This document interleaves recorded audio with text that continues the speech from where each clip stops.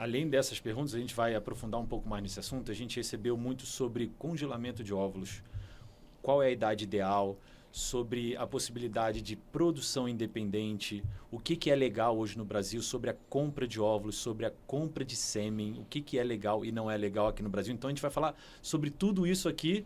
Então, eu queria começar agora com o doutor Fernando, perguntando um pouco sobre essa questão da possibilidade de uma produção independente. É legal hoje no Brasil uma mulher chegar no consultório e falar, olha, eu não tenho marido ou meu marido não quer que eu tenha filhos e eu quero fazer uma produção independente. Isso é viável, é legal? É assim mais ou menos que funciona? É assim, né? A pessoa hoje tem autonomia e isso, assim, né? Eu acho muito a independência emocional da mulher, a independência do homem. Eles poderão constituir a sua família junto com seus parceiros ou sem eles, né? Tanto para o fator masculino como para a mulher. Então, ela pode, de repente, né, não precisar desse parceiro e nem precisar casar com aquele homem que, de repente, ela olha para o homem e fala assim, ele vai ser o pai do meu filho. E, às vezes, ela não está interessada nesse homem, e sim ela quer ser mãe. Então, essa produção independente pode ser por uma opção dela, tanto social, ela não querer ter um relacionamento com alguém, ou também pela falta do parceiro na vida dela, ou se não, ela quer supervalorizar a parte profissional dela e ela querer ter filho no futuro e, de repente, ela não ter essa pessoa. Tanto para o homem também, ele não é necessário se casar. Lógico que para o homem, ele teria que ter uma sessão temporária de útero, ele teria que arrumar alguém para levar isso. É conhecido, né, conhecido como barriga de aluguel, apesar que no Brasil é proibido a comercialização disso, mas foi batizado, conhecido como barriga de aluguel, todos nós conhecemos como barriga de aluguel, mas ele pode arrumar alguém com um grau de parentesco e levar essa barriga para o filho dele. Isso é permitido, a lei permite. Tem que ter um grau de parentesco. Até o 4º grau, isso é feito de uma forma automática e de rotina. Agora, se for fora esse grau de parentesco, daí tem que ter um processo de judicialização. Nós temos que mandar toda a documentação para o Conselho Federal de Medicina, para o CRM, e eles têm que interpretar isso tudo e dar o aval que poderia ser feito ou não. Então, deixa eu tentar deixar mais claro esse assunto de produção independente, que eu queria falar um pouquinho mais para frente, mas já que a gente entrou, a mulher decidiu ter filhos e por conta de trabalho, ou por conta de infertilidade do parceiro, ou por conta de não ter um parceiro, ela entra no consultório e fala, doutores, eu quero ter um filho de produção independente. A partir desse momento, qual é a sugestão que vocês dão para o próximo passo que ela possa dar? Ela teria que comprar sêmen, ela teria que ter um sêmen doado? De que forma isso funcionaria para que ela possa gerar uma vida? Ela pode, por exemplo, né? Vamos supor que ela chegou sozinha, que ela quer uma produção independente. Nós temos que avaliar essa paciente, fazer uma consulta com ela, ver a idade dela. Nós temos que fazer um diagnóstico dela, fazer todos os exames dela para ver a capacidade de reserva de óvulos, quanto que ela tem de óvulos e qual seria o diagnóstico para depois nós estipularmos uma conduta. Supondo que ela esteja numa parte reprodutiva, que ela tenha uma reserva de óvulos boa, nós apresentamos para ela o book de sêmen. Então, ela pode adquirir o sêmen. Que já é comercializado aqui no Brasil. Já é comercializado aqui no Brasil. Então, ela dá uma olhada nesse book de sêmen, ela escolhe esse sêmen e daí esse sêmen é enviado para a clínica, ele fica mantido lá na clínica, cria o preservado, fica congelado. E podemos ter sêmen hoje, tanto nacional como internacional.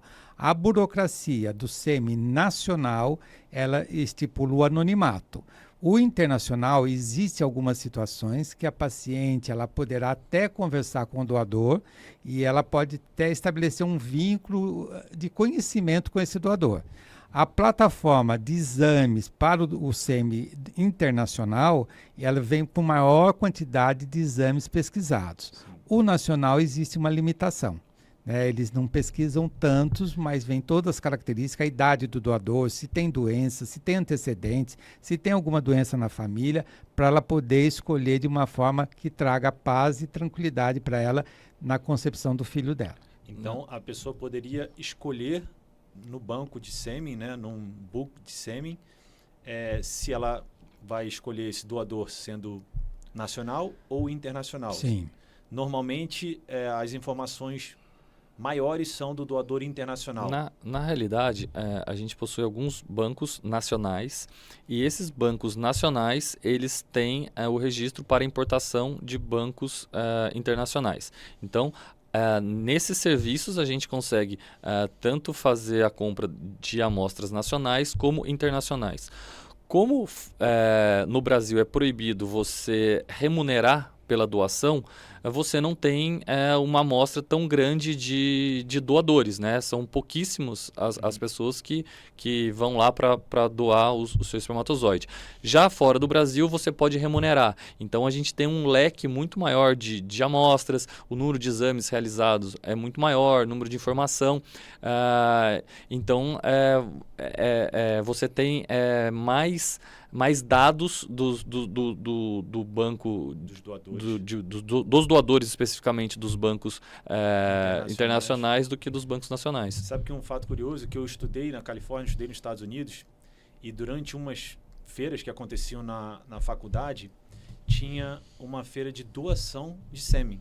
E eles pagavam, se não me engano, era $80 É mais ou menos para os jovens doar. E, obviamente, são jovens, né, entre 18 e 24 anos, eu diria, de faculdade, com a saúde alta, né? Então, é mais ou menos assim que funciona. Então, quando eles doavam, eles preenchiam um formulário com muitas informações básicas de família, de etnia, se já teve doença, histórico de doença na família. Então, eu acho que são essas informações que acabam entrando exatamente nos isso. bancos internacionais, Aqui no Brasil, qualquer doador é bem-vindo. Lá você pode filtrar. Então, realmente aqueles melhores doadores são aqueles que entram para o programa de doação.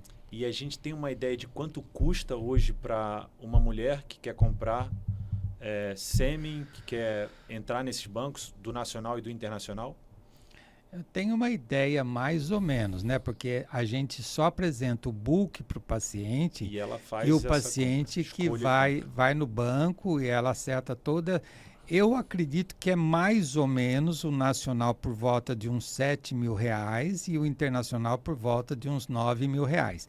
Não Então tem não é tanta diferença do não nacional para o internacional. não tem tanta diferença. Não, a diferença né? Não tem grande, né? Isso é interessante, porque o internacional, tendo mais informações, passa a ser mais valioso, né, para a mulher que está querendo seguir que, esse caminho. às vezes, tudo depende do que a paciente quer, né? Quanto mais ela quiser selecionar, mais restrito fica. Às vezes, todas aquelas características fenotípicas, tipagem sanguínea, tudo aquilo que ela quer ali no momento, pode ser que a gente não tenha no internacional e tenha em algum nacional.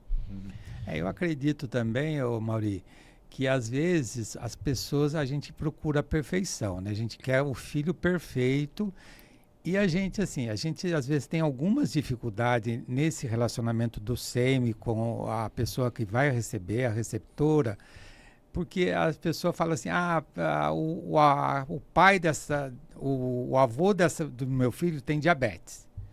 Não quero que tenha diabetes. Eu não quero que tenha problema de tireoide.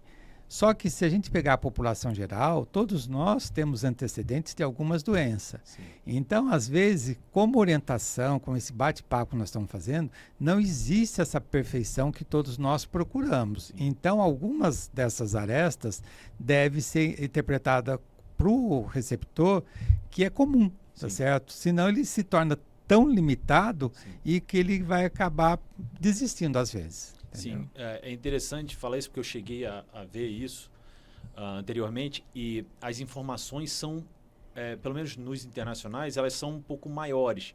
Então você pode até escolher a linha de família que você tem, né? Às vezes eu acho que gera uma preocupação de comprar um sêmen que você não sabe nem de quem é. E aí vem um pouco da questão do sêmen nacional, que você não tem tanta informação, mas eu acho que até no sêmen nacional hoje você já tem informações suficientes para que você possa gerar uma vida saudável, né? Sim, e hoje cada vez está caminhando mais. Hoje já existe, através de exames, de saber até os antecedentes desse sêmen. Assim, ir lá para o avô, bisavô, já existe uma Só pesquisa através do sêmen tentar analisar os fatores que pode vir a cometer aquela criança.